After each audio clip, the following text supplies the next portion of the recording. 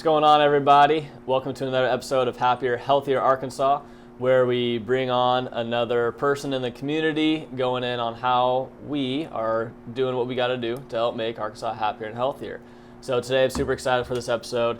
We got myself, Dr. Chris, with the specific, and I brought a registered dietitian with me, one of my good friends, Nathan Slinkard with Nathan Slinkard Nutrition LLC, based out of Maumelle and everything. And on today's menu, inflammation, hot topic these days, going in on actually what really is inflammation and what's going on inside of our body, which is not just exclusive or inclusive to getting hurt. So before we dive into that kind of stuff, I do want you guys to have an opportunity to get to know Nathan. So Nathan, what's one thing that you enjoy doing as just Nathan? What's one big thing people get out of your care from as a dietitian? Well, I changed the thing I like. I really like to go bowling. That's a big thing. And so, I actually had a bowling scholarship and paid for part of my college. So, yeah. What? So, yeah, when people see me on the lanes, they get a little scared. As a dietitian, I think something that makes me unique is I've invested training in being trauma-informed. So trauma-informed is really kind of the opposite way that health practitioners often counsel clients. Usually they come at it like the expert of, I know what you need and I'm going to tell you what to do.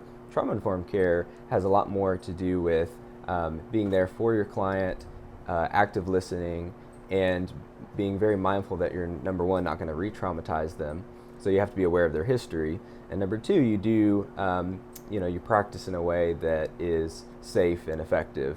And so it's something that I really felt like I didn't get in college, and so I had to kind of educate myself and invest in trainings on that. So it's a different approach than you usually would see.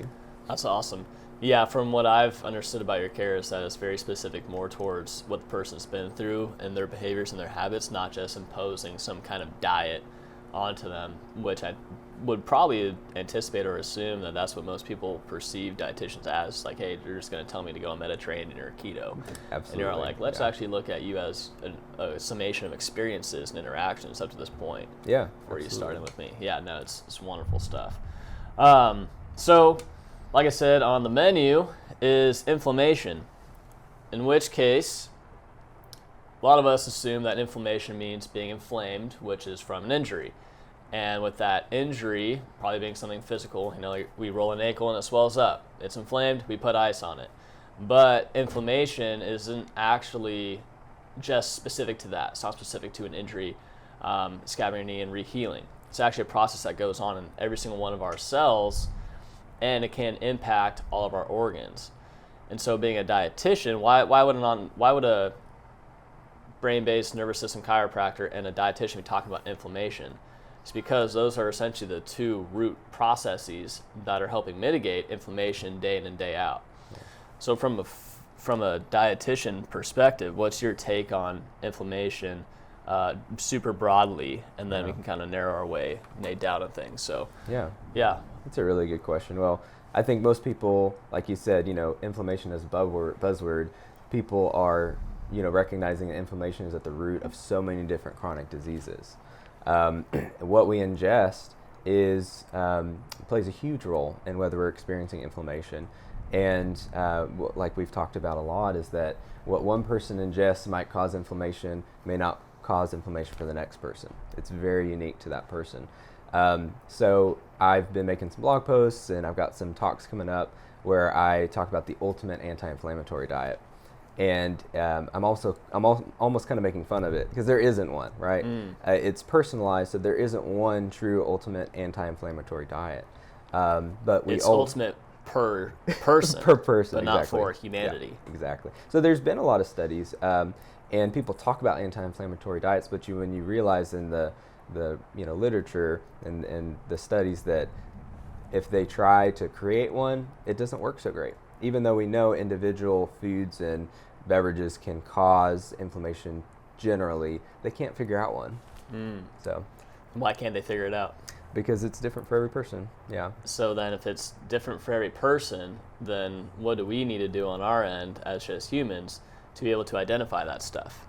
How do we unravel this? That's a perfect question. Yeah. And there's kind of two things. One is to try on your own, kind of a shot in the dark. Try different things, see how you feel. And then a second option would be to take a test, which isn't so easy. It's tricky. The most kind of popular tests out there are extremely limited in what they're measuring and aren't really respected. And they're IgG tests, which measures a type of mechanism that could cause inflammation. However, it can also prevent inflammatory reactions. So what is, I mean, people, they hear IgG, they're like, I don't have no clue what that is. So real quick, what is IgG? Yeah, so IgG stands for immunoglobulin G. Most people, when they think of a reaction or sensitivity to food, they think of what? What would you say? When you think of food allergy, what do you think of? Well, I mean, I'm a perfect example of that. I'm allergic to about everything on the sun, especially nuts. Allergic to all tree nuts and peanuts, and ironically, things with big pits like avocado. So no guac for me. But yeah, nut allergies, in which case you have anaphylaxis. That would be IgE. You beat me to it. Mediated response. Exactly. And so what we're talking right now about is inflammation, and one of the markers for that is IgG. Exactly. So what were you about to say about that's perfect. Which always stings when I'm trying to give you nutrition advice, because you're like, well, Nathan, I can't have that. I can't have that. I'm like, dang it. So there's 4 hypersensitivity pathways, and IgE is the one that most people think of, and that's when you might have anaphylaxis. Even though within food allergies that's kind of rare, it can happen. It's life-threatening. It's immediate. You ingest nuts, that's an antigen, and that reacts, and our body perceives that as a threat, and then you have that pathway.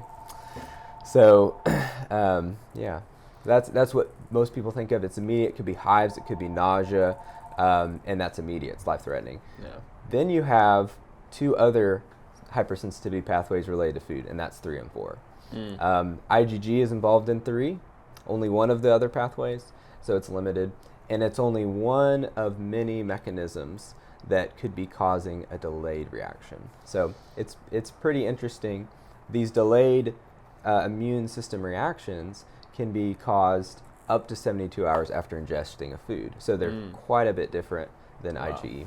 So if I'm getting this right, this sounds to me that inflammation is connected with our immune system. Our immune system, the response to us putting something into our body that might trigger our immune system will then lead to inflammation.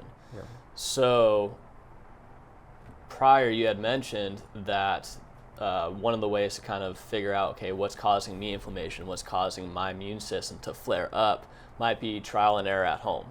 What are some signs and symptoms that people might be experiencing as a result of my body being triggered by something I just ate? Yeah, that's a great question. So some signs and symptoms, it's a little tough. It's a little tricky because they can happen. That's not like anaphylaxis. Right, that's not that crazy IgE, reaction. you'll know. IgE, you'll know pretty much immediately. It's a little trickier when you have a delayed reaction, but it could happen all over the body. So systemic inflammation can cause skin issues. It can cause more mental, psychological issues, so anxiety, brain fog, a lot of gastrointestinal issues, so it could cause diarrhea, constipation, all kinds of different things, general malaise and fatigue. And so going back again to why this occurs, it's our body is perceiving a threat that's not a threat.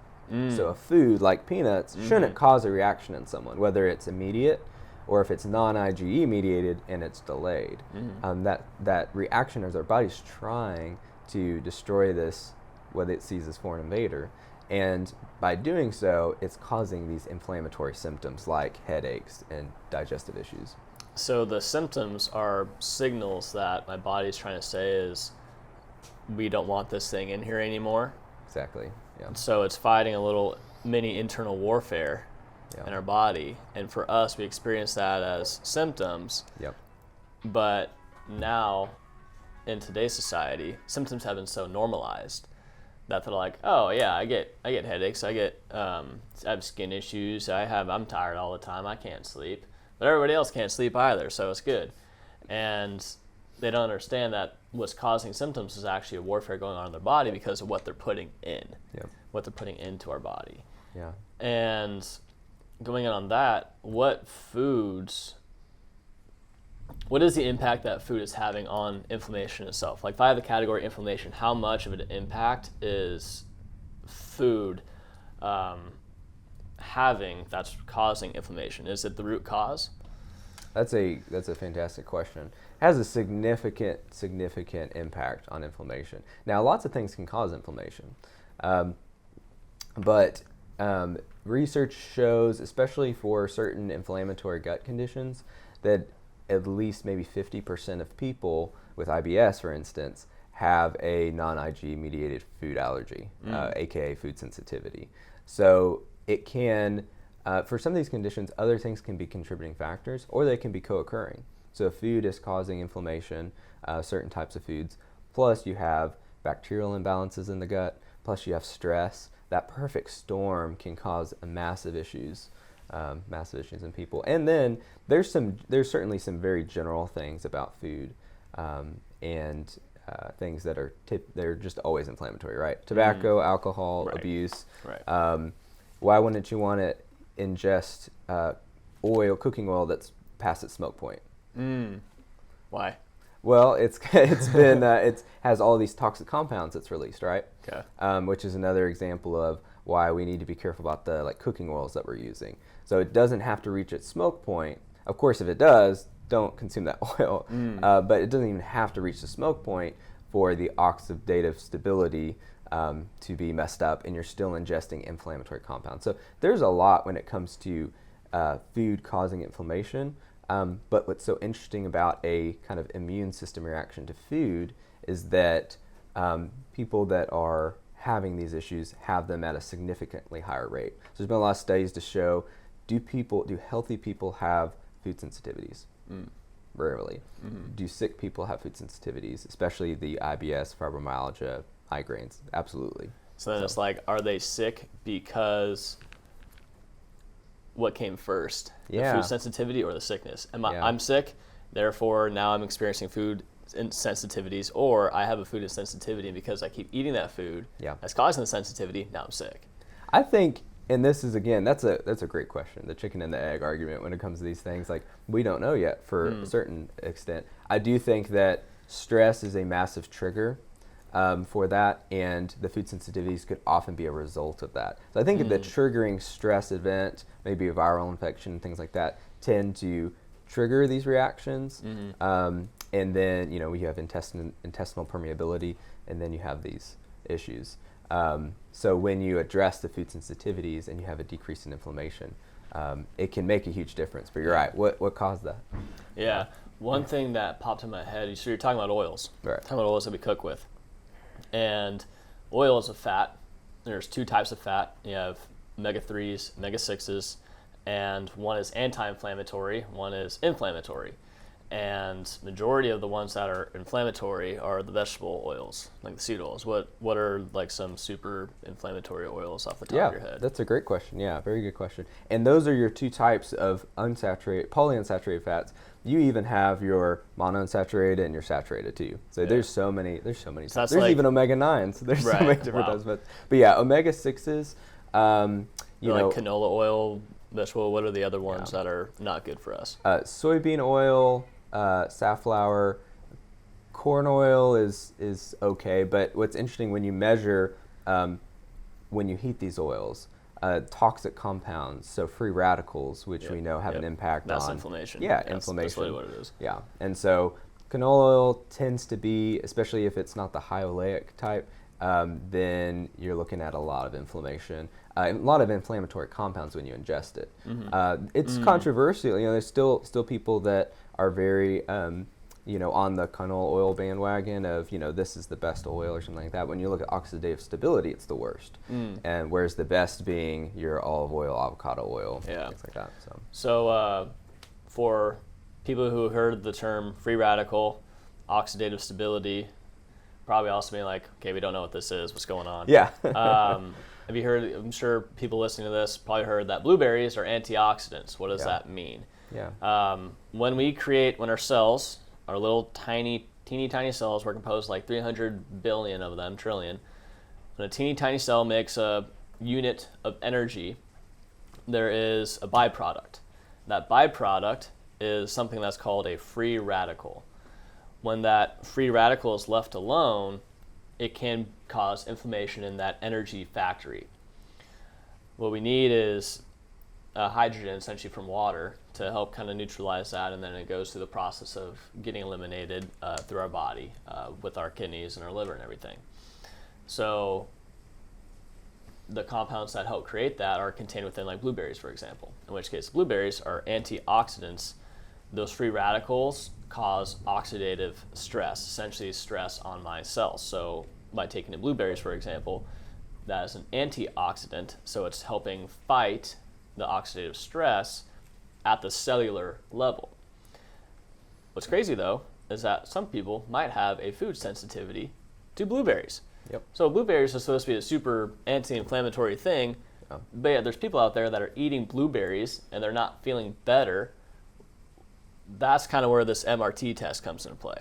That's where getting objective with identifying what is causing the inflammation unique to this individual. How can we be objective about it and actually get a snapshot in your body of what's causing this inflammation? Now we objectively know, okay, this is no-go to eat, this is go, specific to your body. Can you explain this test? What's MRT? Absolutely. How does it work and everything? Yeah, it stands for the mediator release test. So when we're talking about these pathways, mediators released are involved in each of these pathways. So with IgE, there's mediators being released: histamine, prostaglandin, cytokines. They're causing the inflammation. They're causing the symptoms. So if I have the term inflammation, now the subgroup, what are the inflammatory things? You just mentioned histamine, prostaglandin, different kinds of interleukins. Leukotrienes, there's all kinds of different so all these little things. These are words for what's going on in our cells, and to sum them up, that's what's causing inflammation in our body. So foods are causing that to get released in the spaces that they're not supposed to be released in. Exactly. All right, keep going. MRT test. MRT. So it's an amazing way to measure. It's an endpoint test. So what it's looking at is type 3 and type 4 hypersensitivity pathways. Okay. So this isn't going to measure IgE. Okay, that's the anaphylaxis. Right, anaphylaxis potentially causing things. That's because nuts. Exactly. That's a different type, and there's skin prick testing, and there's different types of tests for that. But that's involved with mast cells, and that's separate. That's different. We're doing this in a thunderstorm. Storms out here is like crazy. Yeah, we just had a big old thunderbolt. Clinic's doing good though. So type 3 and type 4, so no matter what's going on, it's measuring all of the mediators, every single thing that could be causing inflammation, and it's quantifying it. So it's saying how much mediators are being released, which are causing inflammation for each of these foods. 176 foods and food chemicals. So you bring up, I like the blueberry example. I love the nightshades, which are tomatoes, potatoes, bell peppers, things like that, eggplant. People on one side say, well, they're inflammatory. Other people say, how could they be inflammatory? They have tons of antioxidants. Right. Antioxidants reduce inflammation. Well, especially for arthritis, there's a lot of reports, there's some research suggesting that they might be causing issues especially with arthritis. But for the most part, I'm telling people to eat these foods. When you do the MRT test on someone that has evidence of inflammation, it's going to tell you. It's going to tell you what you're reacting to and how extensively you're reacting to it. So one food like tomatoes could cause inflammation in one person, and it could not. It could actually decrease inflammation, which is crazy. So it seems like, well, first off, is this MRT test, is it blood, is it saliva, is it urine? How are we finding out this? It's a blood test. Blood test? Yep. So the people take it at home, or they have to go somewhere to get it done? I send them a test, and then they take that to wherever they get blood done. Then they'll get a blood draw, and it's sent off. Results come back pretty quickly, and then it's a wonderful way for me to not do a shot in the dark, right? Yeah. Elimination diets, a good example is the autoimmune protocol. Sometimes people call it the autoimmune paleo diet. It's a shot in the dark, and research is mixed on it. It removes a whole lot of foods, and it's got a little bit of success with like ulcerative colitis, no success with thyroid issues like Hashimoto's. Because who knows, the things that it's keeping in your diet, the things you're eating, what if you're reacting to it? So I think that's a huge issue with the test or with that kind of diet. So MRT is able to personalize it. How many people in Arkansas are licensed with administering and analyzing the MRT results from MRT? Is it just you? No, there's others out there. So certified LEAP therapists. There's not that many in Arkansas. There's really few, but there's a handful of us, and I don't know anyone that hasn't had major success with it. The reason why we're dietitians is that there's so much personalization with nutrition and food. It takes a nutrition professional to be able to communicate the results from that test, and not only just tell someone, well, this is probably what we can eat, but also coach them on how to reintroduce foods and what else to do while doing that. So I think it's a great tool. It evaluates the food sensitivities, and we've talked a lot about how I've always specialized in IBS.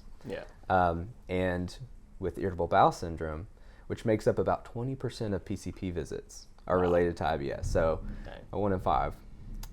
I know about the dysbiosis, so the bacterial imbalances in the gut with IBS. I know about the nervous system, hypersensitive nerves in the gut causing more pain with IBS.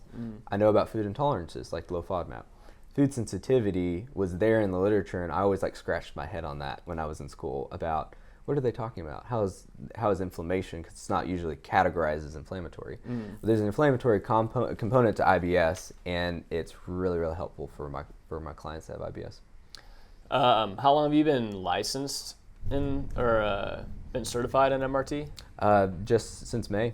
Since May. So this is recent for you. Yeah. And it's blown up my private practice. People are most interested in this, and we're seeing tremendous success. I don't think I anticipated the success that when I got into it. I saw it as, this is going to be a great tool, and now it's so effective. It's the super piece. helpful. What's been some of those kind of cases, what have been some of the dramatic changes that you've seen in a short time with people getting this test, finally knowing what is causing my body to react unfavorably, what's causing my body to actually integrate this stuff the way it's supposed to? What have been those dramatic changes that you're able to see in such a short time? Because it's pretty impressive. Yeah. Well, we have one person who had gone through every single test, and this is almost everyone that I meet with these things, or even before this. Usually they've gone through a colonoscopy, an endoscopy. They've had a food IgE allergy test. They've done gastric emptying tests. They've done the works. They've done so many different tests. They all come back quote unquote negative, but they know there's something else wrong. Well, none of those tests are measuring food sensitivities. So this person was having, they just knew something wrong. They've lost 60 pounds, with kind of unexplained weight loss of, why are they feeling so horribly? So they would eat something, and a few hours later, maybe the next day, they feel awful, dry heaving, tired, gastrointestinal distress, brain fog, big time. This person has never ever experienced that before. Just not feeling themselves. Did the MRT test, and he was low reactive or kind of moderately reactive to a ton of different foods. So there wasn't one specific thing that was causing a huge reaction. Well, number one, it's been difficult for him. He has no idea, what's been causing that. So by using this information, we're finally getting some answers, and he's feeling much better when he's implementing these food protocols, and it is amazing how immediate that relief is. Some people, it takes a little bit longer for our body to get used to that anti-inflammatory kind of eating pattern, but what's really awesome is when people immediately feel significantly better. And then guess what? Accidentally ingested 4 of the food chemicals that he was having issues with. Symptoms came back a few hours later, and then throughout the next day just felt awful. And so the point of MRT is to craft an elimination diet and reintroduce eventually as many foods back in as possible. I never want to restrict someone's diet. It's absolutely necessary for some people, and then we're going to get things back in. We're going to test them one at a time and see how much of it he can tolerate, and what foods, maybe there's a food or class of food that he needs to avoid more long term, but it's constantly reintroducing and seeing what we can tolerate. Yeah, that's awesome. It's super cool what you're doing out there. Before we wrap this up, 2 questions that came in my head. First off, it's actually more of a story, but first time I met Nathan was in this office late January. So I just moved here from California, and we were on a similar Zoom call, and then we got connected and came out here. And the bomb that you dropped on me when we were linking up for the first time was that we are supposed to have 300 different types of foods per year to maximize the health of our gut. And I'm like, I was at a point where I was still very, very, I don't know what the word, stagnant or robotic with my eating, just eating the same thing every single day. And that was eye-opening to me. I was like, man, I need to diversify my eating intake and for the better and everything. So that was a bomb. But what's also cool is that actually spices can count as one of those, that pursuit to 300. Yeah, absolutely. We had mentioned that the anti-inflammatory, antioxidant capacity of spices is amazing. It really is really cool. So putting some spices in your eggs.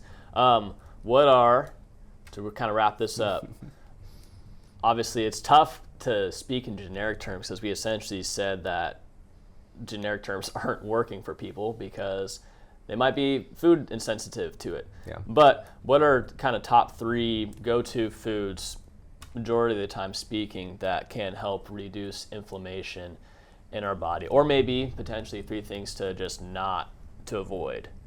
Well, 3 things that are anti-inflammatory for generally is omega-3 rich foods for sure. Salmon.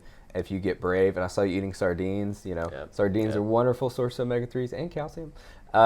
You already mentioned berries, blueberries, strawberries are wonderful, and leafy greens, especially, the darker leafy greens, the kale, the spinach. If you don't like that, throw it in a smoothie. Spinach doesn't change the taste, it just changes the color of the smoothie. And then, things to avoid. Tobacco, alcohol is for sure 2 huge ones. But sugar, sugar is found in a lot of different things. It's not that we have to cut it out absolutely completely, but trying to avoid the added sugars. So things like sodas and things where you're having a whopping amount of sugar. Americans are consuming like 60 pounds of sugar a year. And it's causing a lot of inflammation. Yeah, it is. Yeah, sugars, refined carbohydrates, anything processed, factory-based. If you're shopping at a grocery store, make sure it's got less than 5 ingredients. Easiest way to see if something's healthy or not healthy. Or if there's a word that you can't pronounce, that's probably something not to buy.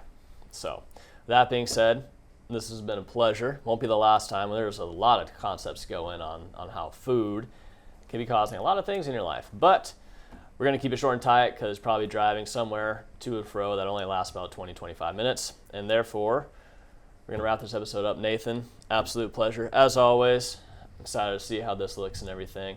And hopefully you guys got some good stuff out of this, something to apply at home and everything. That being said, enjoy. Thanks for joining us on the journey of making Arkansas a happier and healthier place.